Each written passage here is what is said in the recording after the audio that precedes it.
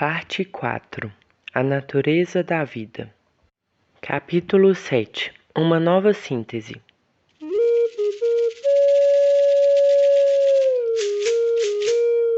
Podemos agora voltar à questão central desse livro.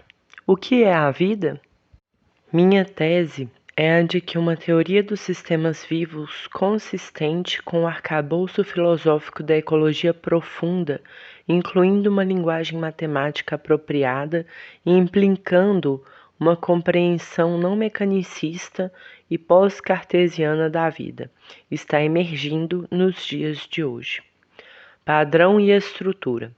A emergência e o aprimoramento da concepção de padrão de organização tem sido um elemento fundamental para o desenvolvimento dessa maneira de pensar. De Pitágoras até Aristóteles, Goethe e os biólogos organísmicos, há uma contínua tradição intelectual que luta para entender o padrão, percebendo que ele é fundamental para a compreensão da forma viva.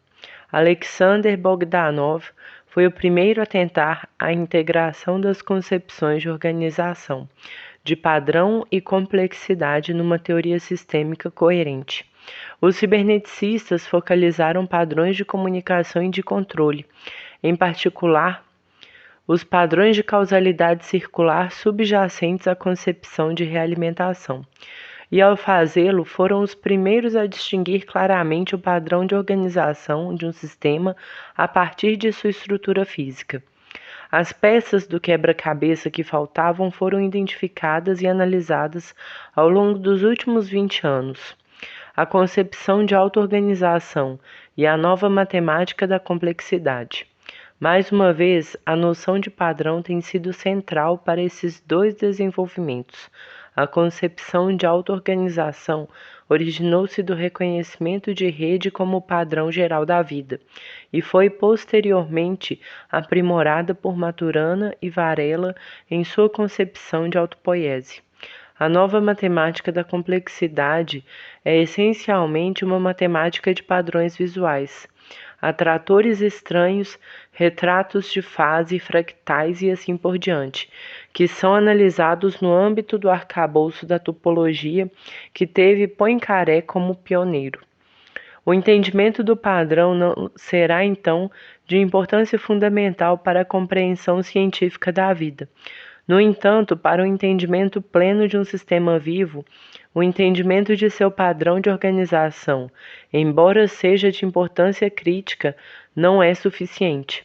Também precisamos entender a estrutura do sistema. De fato, vimos que o estudo da estrutura tem sido a principal abordagem da ciência na filosofia ocidentais, enquanto tal, eclipsou repetidas vezes o estudo do padrão. Vinha a acreditar que a chave para uma teoria abrangente dos sistemas vivos reside na síntese dessas duas abordagens: o estudo do padrão ou forma, ordem, qualidade e estudo da estrutura ou substância matéria, quantidade. Devo seguir Humberto Maturana e Francisco Varela em suas definições desses dois critérios fundamentais de um sistema vivo: seu padrão de organização e sua estrutura. O padrão de organização de qualquer sistema vivo ou não vivo é a configuração de relações entre componentes do sistema que determinam as características essenciais desse sistema. Em outras palavras, certas relações devem estar presentes para que algo seja reconhecido como, digamos, uma cadeira, uma bicicleta ou uma árvore. Essa configuração de relações que confere a um sistema suas características essenciais é o que entendemos por seu padrão de organização. A estrutura de um sistema é a incorporação física de seu padrão de organização. Enquanto a descrição do padrão de organização envolve um mapeamento abstrato de relações, a descrição da estrutura envolve a descrição dos componentes físicos efetivos do sistema, suas formas, composições químicas e assim por diante. Para ilustrar a diferença entre padrão e estrutura, vamos nos soltar para um sistema não vivo bastante conhecido, a bicicleta. Para algo que seja chamado de bicicleta, deve haver várias relações funcionais entre os componentes, conhecidos como chassi, pedais, guidão, rodas, corrente articulada, roda dentada e assim por diante. A configuração completa dessas relações funcionais constitui o padrão de organização da bicicleta. Todas essas relações devem estar presentes para dar ao sistema as características essenciais de uma bicicleta. A estrutura da bicicleta é a incorporação física de seu padrão de organização em termos de componentes de formas específicas, feitos de materiais específicos. O mesmo padrão bicicleta pode ser incorporado em muitas estruturas diferentes. O guidão será diferentemente modelado para uma bicicleta de passeio, uma bicicleta de corrida ou uma bicicleta de montanha. O chassi pode ser pesado e sólido ou leve e delicado. Os pedais podem ser estreitos ou largos, câmara de ar ou borracha sólida. Todas essas combinações e muitas outras serão facilmente reconhecidas como diferentes materializações do mesmo padrão de relações que define uma bicicleta. Os 3 critérios fundamentais. Numa máquina conhecida como a bicicleta, as peças foram planejadas, fabricadas e em seguida reunidas para formar a estrutura com componentes fixos. Num sistema vivo, ao contrário, os componentes mudam continuamente. Há um incessante fluxo de matéria através de um organismo vivo. Cada célula sintetiza e dissolve estruturas continuamente e elimina produtos residuais. Tecidos e órgãos substituem suas células em ciclos contínuos. Há crescimento, desenvolvimento e evolução. Desse modo, a partir do princípio mesmo da biologia, o entendimento da estrutura viva tem sido inseparável do entendimento dos processos metabólicos e desenvolvimentais. Essa notável propriedade dos sistemas vivos sugere o processo como um terceiro critério para uma descrição abrangente da natureza da vida. O processo da vida é a atividade envolvida na contínua incorporação do padrão de organização do sistema. Desse modo, o critério do processo é a ligação entre padrão e estrutura. No caso da bicicleta, o padrão da organização é representado pelos rascunhos de desenho que são utilizados para construir a bicicleta. A estrutura de uma bicicleta física específica e a ligação entre padrão e estrutura está na mente do desenhista. No entanto, no caso de um organismo vivo, o padrão de organização está sempre incorporado na estrutura do organismo, e a ligação entre padrão e estrutura reside no processo da incorporação contínua. O critério do processo completa o arcabouço conceitual de minha síntese da teoria emergente dos sistemas vivos. As definições dos 3 critérios, padrão, estrutura e processo, são novamente listadas na tabela a seguir. Todos os 3 critérios são totalmente interdependentes. O padrão de organização só poderá ser reconhecido se estiver incorporado numa estrutura física e nos sistemas vivos. Essa incorporação é um processo em andamento. Assim, estrutura e processo estão inextricavelmente ligados. Pode-se dizer que os 3 critérios são inseparáveis do fenômeno da vida. Formarão as 3 dimensões conceituais da minha síntese. Compreender a natureza da vida a partir de um ponto de vista sistêmico significa identificar um conjunto de critérios gerais, por cujo intermédio podemos fazer uma clara distinção entre sistemas vivos e não vivos. Ao longo de toda a história da biologia, muitos critérios foram sugeridos, mas todos eles acabavam se revelando falhos de uma maneira ou de outra. No entanto, as recentes formulações de modelos de auto-organização e a ideia-chave de minha síntese consiste em expressar esses critérios em termos das 3 dimensões conceituais: padrão, estrutura e processo. Em resumo, proponho entender a autopoiese, tal como é definida por Maturana e Varela, como padrão da vida, isto é, o padrão de organização dos sistemas vivos, a estrutura dissipativa tal como é definida por Prigogine, como a estrutura dos sistemas vivos e a cognição tal como foi definida inicialmente por Gregory Bateson e mais plenamente por Maturana e Varela como o processo da vida. Critérios fundamentais de um sistema vivo. Padrão de organização, a configuração de relações que determina as características essenciais do sistema. Estrutura, a incorporação física do padrão de organização do sistema. Processo vital, a atividade envolvida na incorporação contínua do padrão de organização do sistema. O padrão de organização determina as características essenciais de um sistema. Em particular, determina se o sistema é vivo ou não vivo. A autopoiese, o padrão de organização dos sistemas vivos, é, pois, a característica que define a vida na nova organização dos sistemas vivos. Para descobrir se um determinado sistema, um cristal, um vírus, uma célula ou o planeta Terra é vivo, tudo o que precisamos fazer é descobrir se o seu padrão de organização é o de uma rede autopoética. Se for, estamos lidando com um sistema vivo. Se não for, o sistema é não vivo. A cognição, o processo da vida, está inextricavelmente ligada com a autopoiese, como veremos. A autopoiese e cognição constituem dois diferentes aspectos do mesmo fenômeno da vida.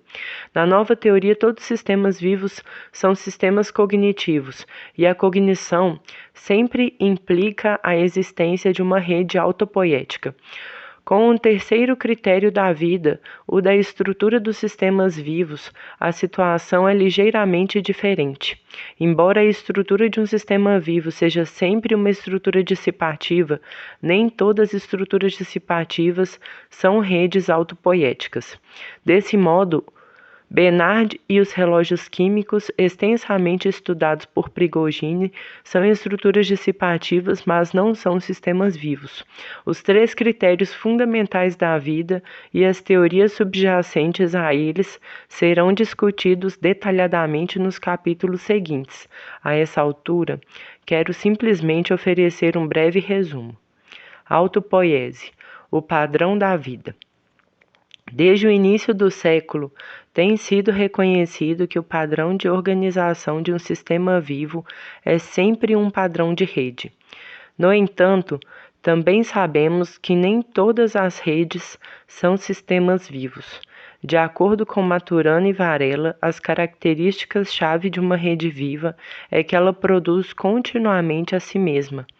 Desse modo, o ser e o fazer dos sistemas vivos são inseparáveis. Esse é seu modo específico de organização. A autopoiese ou autocriação é um padrão de rede no qual a função de cada componente consiste em participar da produção ou da transformação dos outros componentes da rede. Dessa maneira, a rede continuamente cria a si mesma.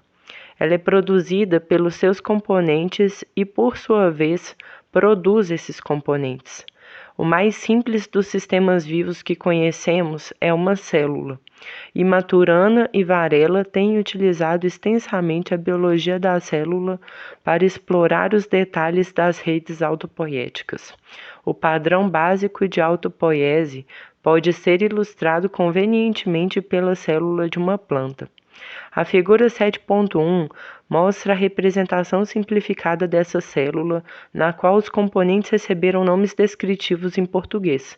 Os termos técnicos correspondentes, derivados do grego e do latim, estão listados no glossário mais adiante. Assim como qualquer outra célula, uma célula vegetal típica consiste numa membrana celular que encerra o fluido celular. Esse fluido é uma rica sopa molecular de nutrientes da célula, isto é, dos elementos químicos a partir dos quais a célula constrói suas estruturas.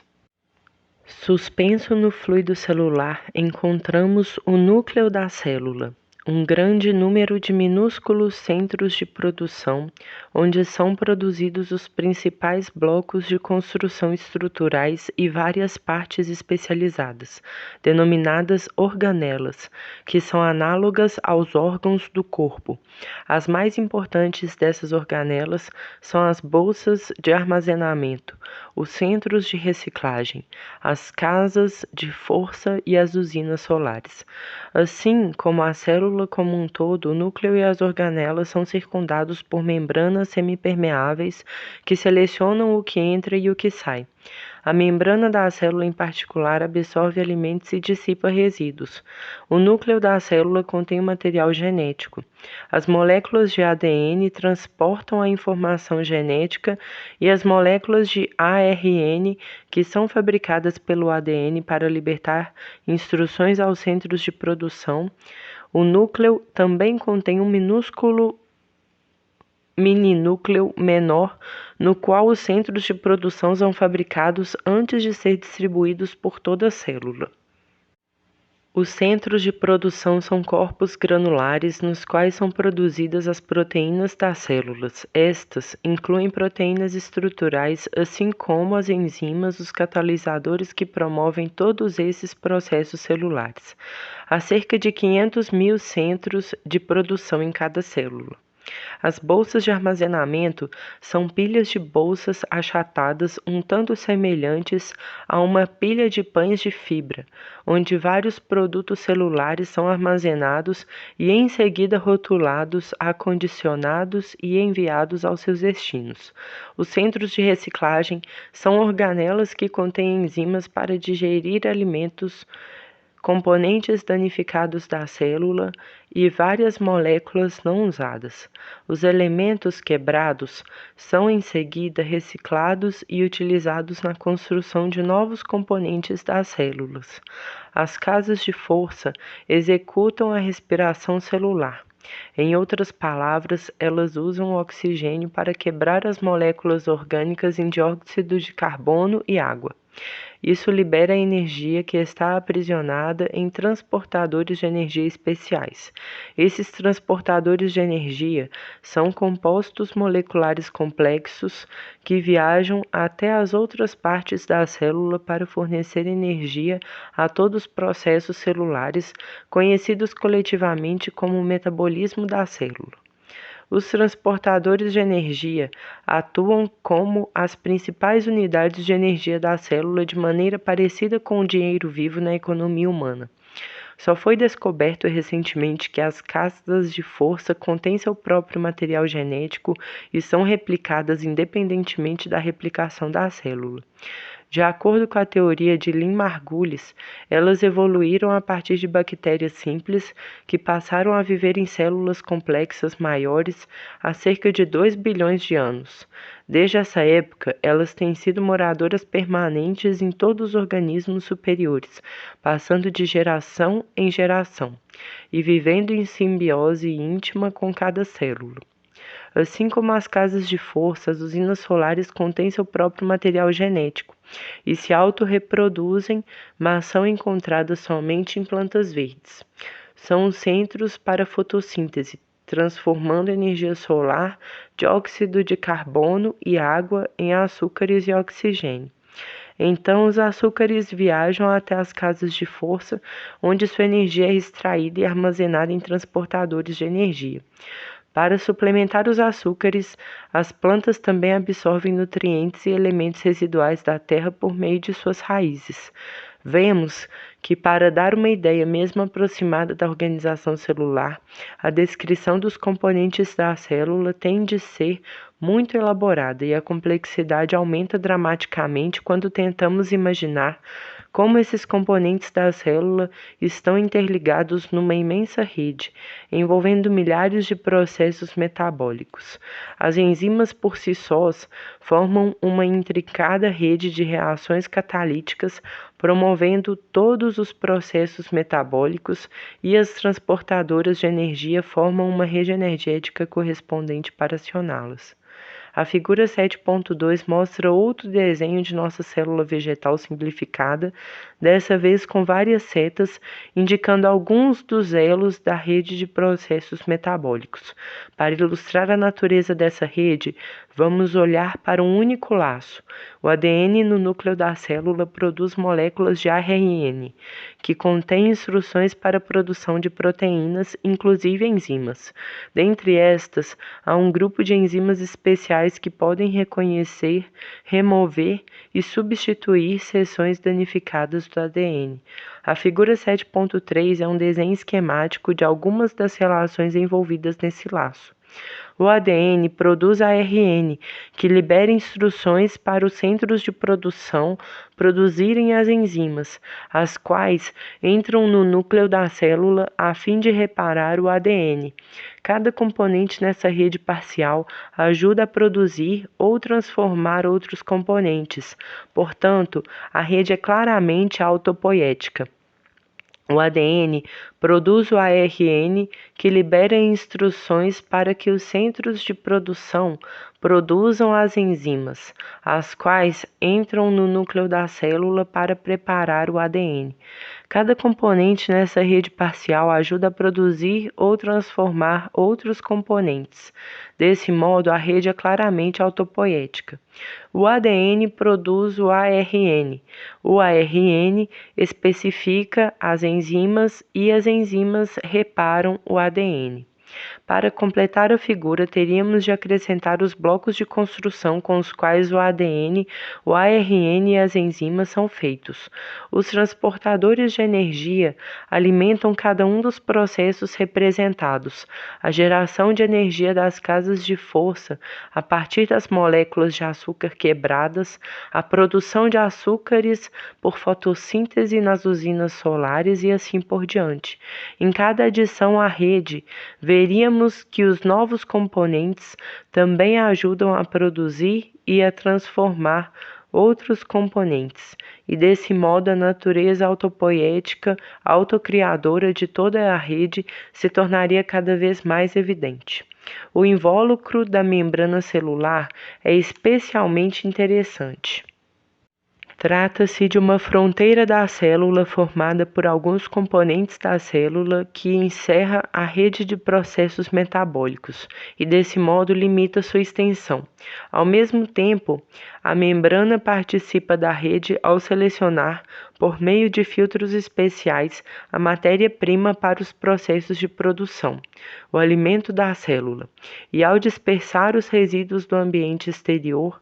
Desse modo, a rede autopoética cria sua própria fronteira, que define a célula como um sistema distinto e, além disso, é uma parte ativa da rede.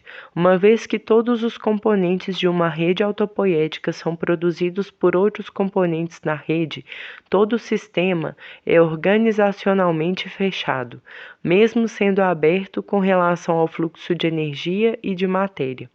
Esse fechamento organizacional implica que um sistema vivo é auto-organizador no sentido de que sua ordem e seu comportamento não são impostos pelo meio ambiente, mas são estabelecidos pelo próprio sistema. Em outras palavras, os sistemas vivos são autônomos. Isto não significa que são isolados do seu meio ambiente. Pelo contrário, interagem com o meio ambiente por intermédio de um intercâmbio contínuo de energia e de matéria. Mas essa interação não determina sua organização. Eles são auto-organizadores. Então, a autopoiese é vista como padrão subjacente ao fenômeno da organização, ou autonomia, que é tão característico de todos os sistemas vivos.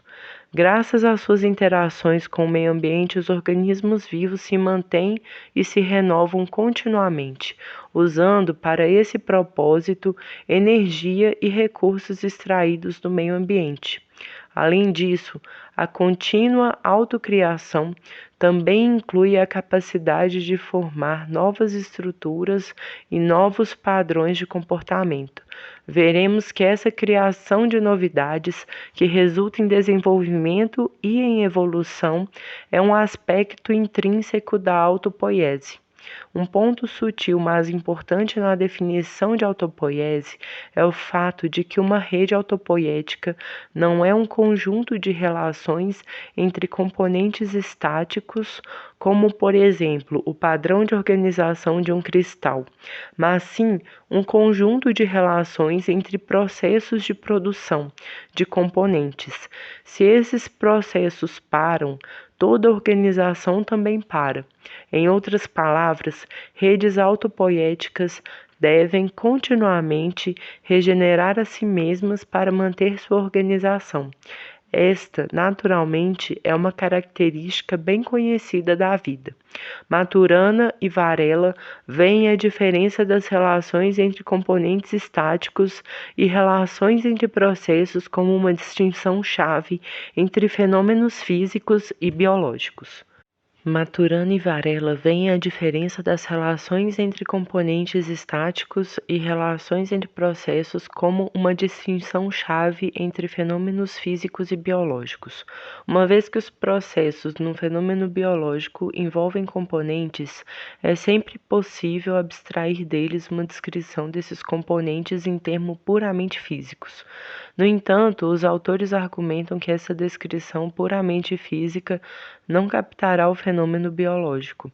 Eles sustentam que uma explicação biológica deve ser elaborada com base nas relações de processos dentro do contexto da autopoiese. Estrutura dissipativa, a estrutura dos sistemas vivos.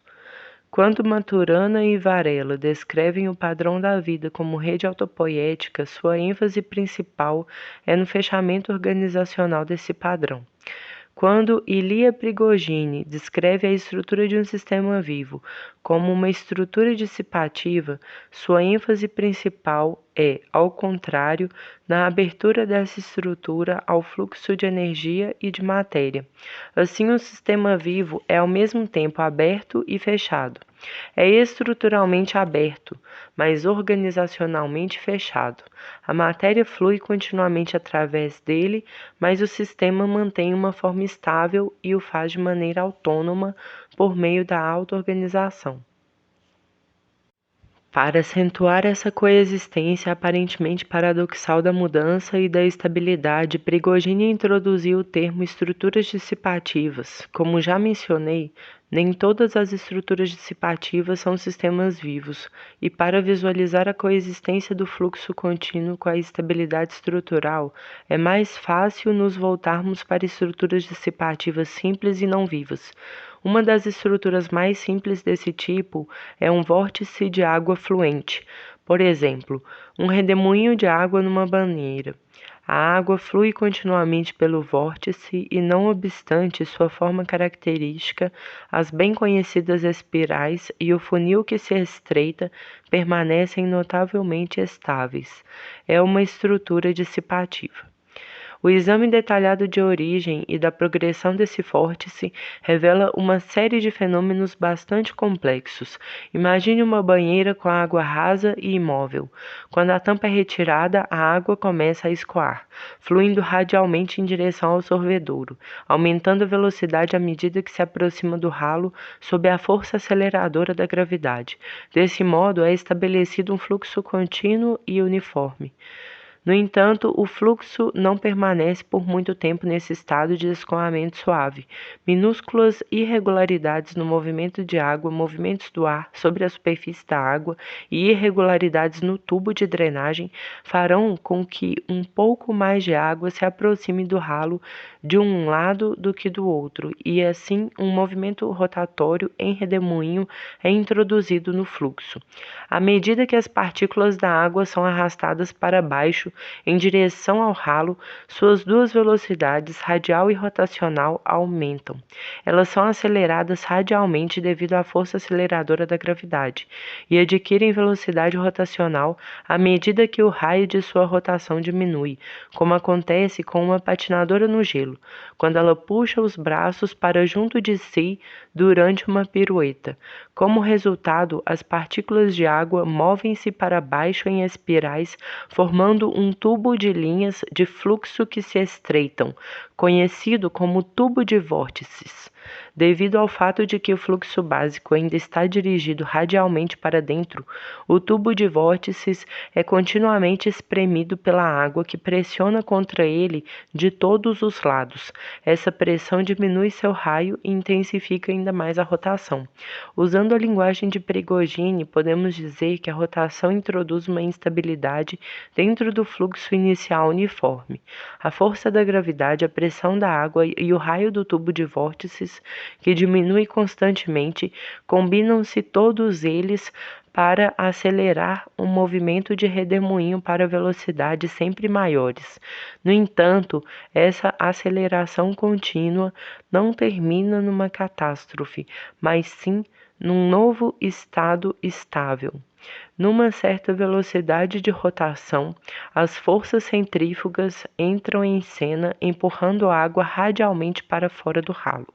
Desse modo, a superfície da água acima do ralo desenvolve uma depressão, a qual rapidamente se converte num funil. Por fim, um furacão em miniatura se forma no interior desse funil, criando estruturas não lineares e altamente complexas, ondulações, ondas e turbulências na superfície da água dentro do vórtice. No final, a força da gravidade puxando a água pelo ralo, a pressão da água empurrando para dentro e as forças centrífugas empurrando para fora equilibram-se umas às outras e resultam num estado estável, no qual a gravidade mantém o fluxo de energia na escala maior e o atrito dissipa uma parte dela em escalas menores. As forças atuantes estão agora interligadas em laços de realimentação de autoequilibração que conferem grande estabilidade à estrutura do vórtice como um todo. Semelhantes estruturas dissipativas de grande estabilidade surgem em trovoadas em condições atmosféricas especiais. Furacões e tornados são vórtices de ar em violento movimento giratório, que podem viajar por grandes distâncias e desencadear forças destrutivas sem mudanças significativas em sua estrutura do vórtice. Os fenômenos detalhados desses vórtices atmosféricos são muito mais ricos do que aqueles que ocorrem no redemoinho de água das banheiras, pois vários novos fatores entram em jogo. Diferenças de temperatura, expansões e contrações de ar, efeitos da umidade, condensações e evaporações e assim por diante. As estruturas resultantes são, desse modo, muito mais complexas do que os redemoinhos na água fluente. Exibem uma maior variedade de comportamentos dinâmicos, temporais com relâmpagos e trovões, podem converter-se em estruturas dissipativas com dimensões e formas características. Em condições especiais, alguns deles podem até mesmo dividir-se em dois. Metaforicamente, também podemos visualizar uma célula como um redemoinho de água, isto é, como uma estrutura estável com matéria e energia fluindo continuamente através dela. No entanto, as forças e os processos em ação numa célula são muito diferentes e muitíssimo mais complexos do que aqueles que atuam num vórtice, embora as forças equilibrantes no redemoinho de água sejam mecânicas, sendo que a força dominante é a da gravidade. Aquelas que se acham em ação nas células são químicas. Mais precisamente, essas forças são os laços catalíticos na rede autopoética da célula, os quais atuam como laços de realimentação, de autoequilibração. De maneira semelhante, a origem da instabilidade do redemoinho de água é mecânica, surgindo como uma consequência do movimento rotatório inicial. Na célula, há diferentes tipos de instabilidades e sua natureza é mais química do que mecânica. Elas têm origem igualmente nos ciclos catalíticos, que são uma característica fundamental de todos os processos metabólicos. A propriedade fundamental desses ciclos é sua capacidade para atuar como laços de realimentação, não somente de autoequilibração, mas também de autoamplificação, os quais podem afastar o sistema cada vez mais para longe do equilíbrio até que seja alcançado um limiar de estabilidade. Esse limiar é denominado ponto de bifurcação. Trata-se de um ponto de instabilidade do qual novas formas de ordem podem emergir espontaneamente, resultando em desenvolvimento e em evolução. Matematicamente, um ponto de bifurcação representa uma dramática mudança da trajetória do sistema no espaço de fase. Um novo atrator pode aparecer subitamente, de modo que o comportamento do sistema como um todo se bifurca ou se ramifica numa nova direção. Os estudos detalhados de Prigogine a respeito desses pontos de bifurcação têm revelado algumas fascinantes propriedades das estruturas dissipativas, como veremos num capítulo posterior. As estruturas dissipativas formadas por redemoinhos de água ou por furacões só poderão manter sua estabilidade enquanto houver um fluxo estacionário de matéria, vindo do meio ambiente através da estrutura. De maneira semelhante, uma estrutura dissipativa viva, como por exemplo um organismo, necessita de um fluxo contínuo de ar, de água e de alimento, vindo do meio ambiente através do sistema, para permanecer vivo e manter sua ordem. A vasta rede de processos metabólicos mantém o sistema num estado afastado do equilíbrio e, através de seus laços de realimentação inerentes, dá origem a bifurcações e, desse modo, ao desenvolvimento e à evolução. Cognição: o processo da vida. Os três critérios fundamentais da vida, padrão, estrutura e processo, estão a tal ponto estreitamente entrelaçados que é difícil discuti-los separadamente, embora seja importante distingui-los entre si. A autopoiese, o padrão da vida, é um conjunto de relações entre processos de produção e uma estrutura dissipativa só pode ser entendida por intermédio de processos metabólicos e desenvolvimentais. A dimensão do processo está, desse modo, implícita tanto no critério do padrão como no da estrutura. Na teoria emergente dos sistemas vivos, o processo da vida, a incorporação contínua de um padrão de organização autopoético numa estrutura dissipativa, é identificado com a cognição, o processo do conhecer. Isso implica uma concepção radicalmente nova de mente, que é talvez o aspecto mais revolucionário e mais instigante dessa teoria, uma vez que ela promete finalmente superar a divisão cartesiana entre mente e matéria. De acordo com a teoria dos sistemas vivos, a mente não é uma coisa, mas sim um processo, o próprio processo da vida. Em outras palavras, a atividade organizadora dos sistemas vivos em todos os níveis da vida é a atividade mental. As interações de um organismo vivo, planta, animal ou ser humano, com seu meio ambiente são interações cognitivas ou mentais. Desse modo, a vida e a cognição se tornam inseparavelmente ligadas. A mente, ou de maneira mais precisa, o processo mental, é imanente na matéria em todos os níveis da vida. A nova concepção de mente foi desenvolvida independentemente por Gregory Bateson e por Humberto Maturana na década de 60. Bateson, que participou regularmente das lendárias conferências Macy nos primeiros anos da cibernética, foi um pioneiro na aplicação do pensamento sistêmico e dos princípios da cibernética em diversas áreas. Em particular, desenvolveu uma abordagem sistêmica para a doença mental e um modelo cibernético do alcoolismo que o levou a definir processo mental como um fenômeno sistêmico característico dos organismos vivos. Bateson discriminou um conjunto de critérios aos quais os sistemas precisam satisfazer para que a mente ocorra. Qualquer sistema que satisfaça esses critérios será capaz de desenvolver os processos que associamos com a mente: aprendizagem, memória, tomada de decisões e assim por diante. Na visão de Bateson, esses processos mentais são uma consequência necessária e inevitável de uma certa complexidade que começa muito antes de os organismos desenvolverem cérebros e sistemas nervosos superiores. Ele também enfatizou o fato de que a mente se manifesta não apenas em organismos individuais, mas também em sistemas sociais e em ecossistemas. Bateson apresentou sua nova concepção de processo mental pela primeira vez em 1969 no Havaí, num artigo que divulgou numa conferência sobre saúde mental. Foi nesse mesmo ano que Maturana apresentou uma formulação diferente da mesma ideia básica na conferência sobre cognição organizada por Heinz von Foster, em Chicago. Portanto, dois cientistas, ambos fortemente influenciados pela cibernética, chegaram simultaneamente à mesma concepção revolucionária de mente.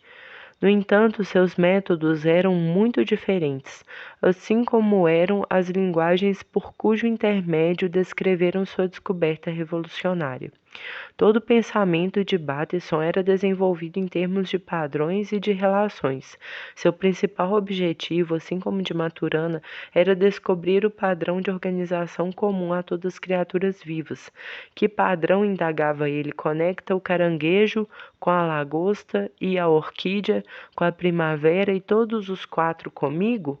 E eu com você? Bateson pensava que, para descrever a natureza com precisão, deve-se tentar falar a linguagem da natureza, a qual insistia é uma linguagem de relações. As relações constituem a essência do mundo vivo de acordo com Bateson. A forma biológica consiste em relações e não em partes, e ele enfatizou que esse também é o modo como as pessoas pensam. Por isso, deu ao livro no qual discutiu sua concepção de processo mental o nome de Mind and Nature, a Necessary Unity, mente e natureza, uma unidade necessária. Bateson tinha uma capacidade única para ir juntando aos poucos introvisões da natureza por meio de profundas observações. Estas não eram apenas observações científicas comuns. Ele, de alguma maneira, era capaz de observar com todo o seu ser uma planta em detalhes minuciosos e amorosos, usando o que considerava como sendo a linguagem da natureza para falar a respeito dos princípios gerais que ele deduzia de seu contato direto com a planta. Ele era muito sensível à beleza que se manifestava na complexidade das relações padronizadas da natureza, e a descrição desses padrões proporcionava-lhe grande prazer estético. Bateson desenvolveu intuitivamente seus critérios de processo mental a partir de sua aguda observação do mundo vivo. Era claro para ele que o fenômeno da mente estava inseparavelmente ligado com o fenômeno da vida. Quando olhava para o mundo vivo, reconhecia sua atividade organizadora como sendo essencialmente uma atividade mental. Em suas próprias palavras, a mente é a essência do estar vivo. Não obstante o seu lúcido reconhecimento da unidade da mente e da vida, ou da mente e da natureza, como ele diria, Bateson nunca perguntou: o que é a vida? Ele nunca sentiu necessidade de desenvolver uma teoria, ou mesmo um modelo dos sistemas vivos que pudesse fornecer um arcabouço conceitual para seus critérios de processo mental. Desenvolver esse arcabouço foi precisamente a abordagem de Maturana. Por coincidência, ou seria talvez por intuição, Maturana se debateu simultaneamente com duas questões que para ele pareciam levar a sentidos opostos. Qual é a natureza da vida? E o que é cognição? Finalmente, ele acabou descobrindo que a resposta à primeira questão, A autopoiese lhe fornecia o arcabouço teórico para responder à segunda. O resultado é uma teoria sistêmica da cognição, desenvolvida por Maturana e Varela, que às vezes é chamada de teoria de Santiago. A introvisão central da teoria de Santiago é a mesma que a de Bateson. A identificação da cognição, o processo do conhecer com o processo da vida. Isso representa uma expansão radical da concepção tradicional de mente. De acordo com a teoria de Santiago, o cérebro não é necessário para que a mente exista. Uma bactéria ou uma planta não tem um cérebro, mas tem mente. Os organismos mais simples são capazes de percepção e, portanto, de cognição. Eles não veem, mas não obstante percebem mudanças em seu meio ambiente, diferenças entre luz e sombra, entre quente e frio, concentrações mais altas e mais baixas de alguma substância química e coisas semelhantes. A nova concepção de cognição, o processo do conhecer, é, pois, muito mais ampla que a concepção do pensar. Ela envolve percepção, emoção e ação, todo o processo da vida. No domínio humano, a cognição também inclui a linguagem, o pensamento conceitual e todos os outros atributos da consciência humana. No entanto, a concepção geral é muito mais ampla e não envolve necessariamente o pensar. A teoria de Santiago fornece, a meu ver, o primeiro arcabouço científico coerente que, de maneira efetiva, supera a divisão cartesiana. Mente e matéria não surgem mais como pertencendo a duas categorias separadas, mas são concebidas como representando simplesmente diferentes aspectos ou dimensões do mesmo fenômeno da vida. Para ilustrar o avanço conceitual representado por essa visão unificada de mente, matéria e vida, vamos voltar a uma questão que tem confundido cientistas e filósofos por mais de 100 anos. Qual é a relação entre a mente e o cérebro? Os neurocientistas sabiam desde o século XIX que as estruturas cerebrais e as funções mentais estão intimamente ligadas, mas a exata relação entre mente e cérebro sempre permaneceu um mistério. Até mesmo recentemente, em 1994, os editores de uma antologia intitulada Consciousness in Philosophy and Cognitive Neuroscience afirmaram sinceramente em sua introdução: mesmo que todos concordem com o fato de que a mente tem algo a ver com o cérebro, ainda não existe um acordo geral quanto à natureza exata da relação entre ambos. Na teoria de Santiago, a relação entre mente e cérebro é simples e clara. A caracterização, feita por Descartes, da mente como sendo a coisa pensante, res cogitans, finalmente é abandonada. A mente não é uma coisa, mas um processo. O processo de cognição que é identificado com o processo da vida. O cérebro é uma estrutura específica por meio da qual esse processo opera. Portanto, a relação entre mente e cérebro é uma relação entre processo e estrutura. O cérebro não é, naturalmente, a única estrutura por meio da qual o processo de cognição opera.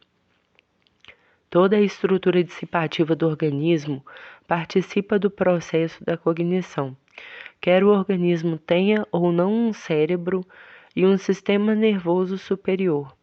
Além disso, pesquisas recentes indicam fortemente que, no organismo humano, o sistema nervoso, o sistema imunológico e o sistema endócrino, os quais tradicionalmente têm sido concebidos como três sistemas separados, formam, na verdade, uma única rede cognitiva. A nova síntese da mente, matéria e vida, que será explorada em grandes detalhes nas páginas seguintes, envolve duas unificações conceituais.